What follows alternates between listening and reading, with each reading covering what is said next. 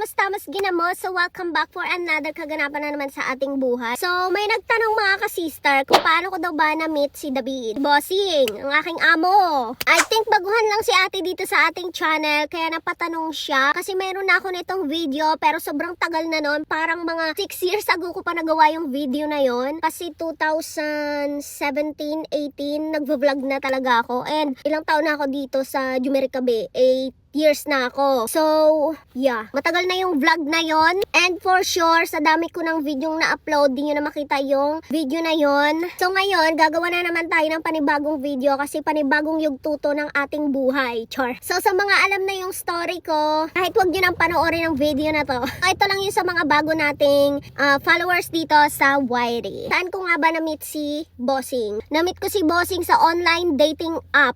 Very common na tagpuan ng mga Pinay at Amerikano. Dating app B. So kung naghahanap kayo ng mapapangasawang Amerikano or majujowang Amerikano, meron tayong mga dating apps dyan. So yung dating app na na-meet ko si David, ang pangalan is filipinocupid.com. Meron ding asiandating.com, meron ding filipinachristiandating.com, mga ganon. So maraming dating app na pwede nyong salihan para matagpuan nyo ang inyong soulmate. Charot. So ayun na nga, doon kami nag-meet, and then after 2 years, 2 beses pumunta si David sa Pinas. Yung pangalawa, isinundo niya ako. What? Yes, I'm doing my vlog here because it's quiet and I like it. Umuwi siya ng pangalawang beses. Doon niya na-meet yung tita ko. So far so good. Di pa ako nakakauwi ng Pinas. Hopefully makauwi na tayo next year. And yun na nga mga be. Last na punta ni David sa Pinas is yun din yung kinuha niya ako mga be. That was December 22 after my graduation. Kasi nag-graduate ako ng 21. Umalis ako ng Pinas. And the next day, 22, dumating ako ng Amerika. December 22 pa din. Kasi diba yung time different. So, isummarize na lang natin ang mga pangyayari sa buhay ko since the day when I met my bossing. Okay? So, after that, before nakatira si David sa Austin, and then we moved to Marble Falls, and then we lived there sa apartment for 3 years, and then we got a house, and then we lived there for like a year. So bali yung bahay na nabili namin is dun lang din sa Marble Falls, parang ilang minutes away from the apartment. Tapos after a year, nag-move kami 2 hours away from dun sa bahay na yon. Lumipat kami doon 2022 yun mga be. So that was pandemic pa din, diba? And ilang taon na kaming nakatira doon, parang 22, 23, 20. Mag-apat na taon na pala kami sa tinitirahan namin ngayon. And super grateful kasi sa ilang taon na magkasama kami ni David sa buhay, ang daming pangyayari, ang daming blessing na dumating, ang daming magandang hindi nangyari, which is unang-una na doon is si Papsi, nawala. Ang aking pinakamamahal na biyanan na sobrang bait be, nawala siya. Tapos yung family, hindi na ganun ka, kasi nawala na si Papsi, hindi na kami nakakapunta sa doon kung saan siya nakatira. Yung family parang nagkawatak-watak. So kapag nawala talaga ang foundation ng pamilya be, talagang magkakawatak-watak ang family talaga. Kasi dati nung buhay pa si Papsi mga B, is lagi kaming nandoon, lagi kaming nagbibisita like 5 times a year, ganon. Or more than that, talagang bumibisita kami doon kahit malayo, kahit mga 3 hours away siya, binibisita talaga namin yung biyanan ko na yon. Nung nawala siya, ang lahat ay nagbago mga B. Unang-una, yun nga, hindi na kami nakakabisita doon. Parang once a year na lang, every na lang siya. It's either Thanksgiving or Pasko. Pero 2 years na kaming hindi nagpapasko doon. Kasi may sari-sarili na silang mundo. Pero before, nung buhay pa yung biyanan ko, like every Pasko talaga nandun ka, every Thanksgiving nandun kami, basta holiday season, nandun kami lagi.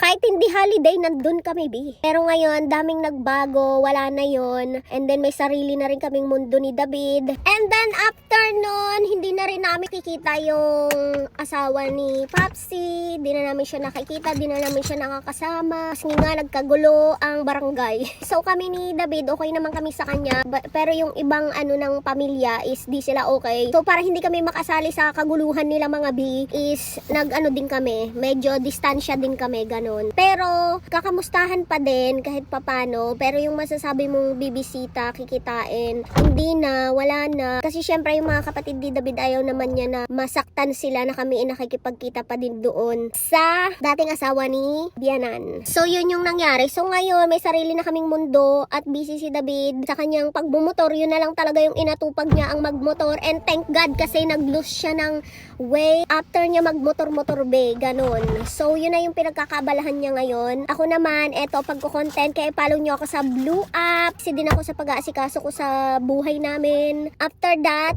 namatay naman yung kapatid ko na lalaki. Yun yung pinakamahirap na time na nangyari sa buhay ko, ang mamatayan ng kapatid. Hindi siya namatay dahil sa sakit, kundi siya ay pinatay. Kung nanonood man yung pumatay sa kapatid ko, manda ka sa parusa sa'yo ng Panginoong Jesus. Dahil bahala na siya sa iyo, B. Pinapatawad na kita, pero kailangan mong harapin ang ginawa mong kasalanan. Kailangan mong harapin ang hustisya.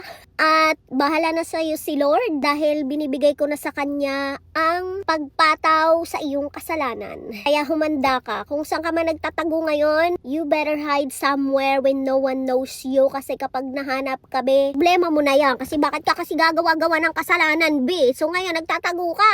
Bahala ka sa buhay mo. Problema mo na yan. Ayun, yun yung pinakamahirap na nangyari sa buhay ko, yung nawalan ng kapatid. Kasi hindi kami close sa magulang namin, mga be. Kasi syempre lumaki ako sa lola. Tapos, maaga kaming naulila sa ina. I was 9 years old nung namatay yung nanay ko. Pero hindi ako ganun ka-close sa kanya. So, parang wala lang sa akin. Tsaka bata pa naman ako noon. And then, wala kami masyadong maraming memories ba. Kahit nga picture, wala kami, bi. I was 17 naman nung namatay yung tatay ko. Pero kasi hindi naman ako lumaki sa kanya. Tsaka wala kaming relasyon as a daughter and father. So, hindi ko alam kung mapi-feel bad ako sa pagkamatay niya or malulungkot ako ng bongga at made-depress. Pero hindi nga nangyari yung kasi nga, di ba mga be, hindi naman kami close, tsaka wala kaming relationship as a daughter and father, ganon.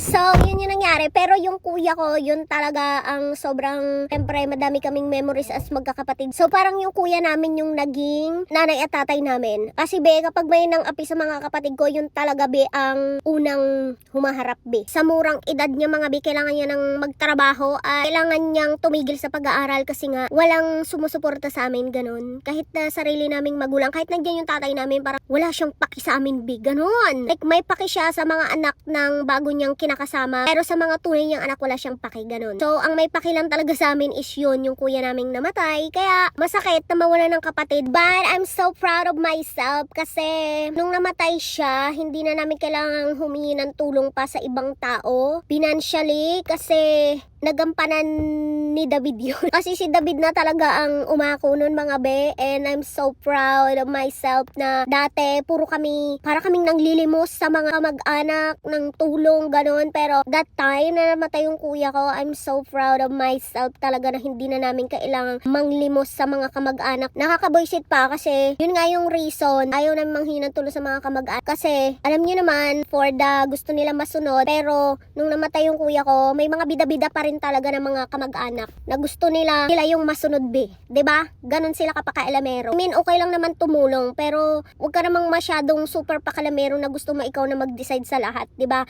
Kasi mga utak din naman kami, meron din naman kaming mga kaya na naming magdesisyon para sa aming sarili at hindi na namin kailangan ng ibang tao or hindi na namin kailangan dumepende pa sa ibang tao na may mga nasasabi pa kung ano-ano. Yun yung nasa isip ko, be, basta. Kasi growing up, talagang very, very poor ang life. Tapos puro sa kamag-anak nanghihingi yung mga ibang kamag-anak para itulong sa amin, ganon. Sobrang, tapos ang dami pang nasasabi, ang dami naming naririnig, kesyo ganito, ganon, na mga negative. So medyo, sabi ko talaga sa self ko, pag ako talaga nagkaroon na at kaya ko na, hindi ako manghihingi ng tulong sa mga kamag-anak na dami pang nasasabi, ganon. Na masyadong mataas yung tingin nila sa sarili nila, ganong level. So, but that's why I'm grateful kasi di kami pinabayaan ni Lord. Kasi mga be, wala rin naman nakakakilala sa amin na mga kamag-anak. Wala kasi nga kami ay mahirap na pamilya. Ganon be, kapag wala kang pera be, walang may nakakakilala sa iyong pamilya, ganon. So may nakakilala man sa amin, pero yung mga mag-anak lang din namin na mga tulad namin na lumaki sa hirap. Pero sabihin natin may mga kamag-anak tayo nakaka-LL sa buhay, hindi tayo niyan kilala be kasi we're just a poor family, ganon. Kaya, yeah, that's the story behind the scene. So, I think that's the reason kung bakit dinala tayo ni Lord dito. Kasi meron tayong obligasyon para sa ating pamilya. That's why I'm grateful sa buhay ko talaga. Kahit na may mga nararanasan din kaming hindi maganda kasi ang life naman hindi naman talaga perfect be. Yes, kaya I'm super grateful kung nasan man ako ngayon, kung ano man meron ako ngayon, super grateful. Thank you Lord for all the blessings. Tinay, mabuhay. Bye.